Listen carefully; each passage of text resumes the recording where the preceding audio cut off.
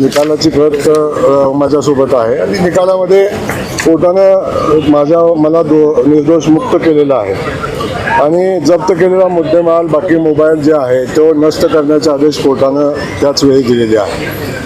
ते 2000 तुम्ही निर्दोष सुटलेला नाही असं त्या महिलेचं म्हणणं आहे. तुम्ही माफी मागितली त्यांचे हात जोडून आणि तुम्ही त्यांना नागडे फोटो पाठवले की नाही, हे खरं आहे की खोटं आहे? तुषारजी, तुम्हाला खूप गडबड आहे. मी उत्तर देतोय, नंतर प्रश्न विचारा तुम्ही. तुमच्या प्रश्नाला उत्तर तुमच्या प्रश्नाला मी नाही सांगत आहे, कोर्ट सांगते. कोर्टाचे आदेश ज्याप्रमाणे आहेत की कोर्टानं निर्दोष मुक्तता केलेली आहे. मला बाकी कुणी निर्दोष मुक्त केलं याच्याबद्दल माझं वेगळं मत काही नाही आहे. आणि झालेला जो विषय आहे विषय सुरू होती. महिला निर्दोष मुक्त केल्यानंतर सुद्धा तुम्ही आता शिक्षा ऐकून त्या महिलेला त्रास सध्या देतात असा थेट आरोप संजय राऊतांनी विजयवाडी. माझं म्हणणं हेच आहे की जयकुमार गोरेंनी त्रास दिला किंवा नाही दिला या संदर्भात पोलिसांनी चौकशी करावी.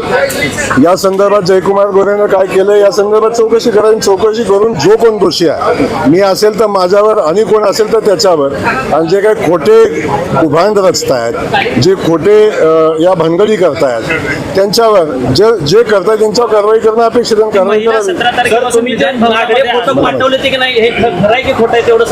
मी तेच सांगतो की कोर्टानं निर्दोष मुक्तता केलेली आहे. मी कुठले फोटो पाठवले नाही. तर कोर्टापेक्षा मला वाटतं तुम्ही पण फार मोठे नाही आहे असं माझं म्हणणं आहे.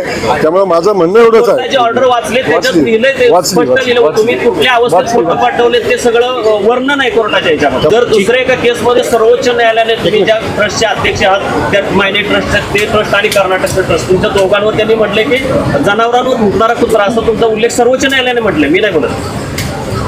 आता तुषारजी, आपल्या ते माझा मोबाईल दिला आपण फारच तुषारजी पत्रकार म्हणून आपली पत्रकारिता फार उच्च दर्जाची आहे. मी सांगतो तुमचं ऐकून घ्या ना. तुमचं ऐकतोय मी, तुम्हालाही सांगतो. आता हे बातम्या आहेत. एक पत्रकारिता म्हणून आपण सगळेजण पत्रकार आहात.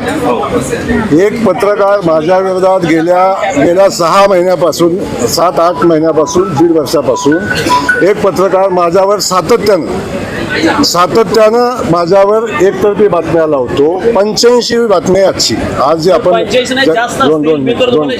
अरे राम ना बाबा, थांबा ना बाबा, तुम्ही मुलाखत द्या ना मला, कधी पाठवा.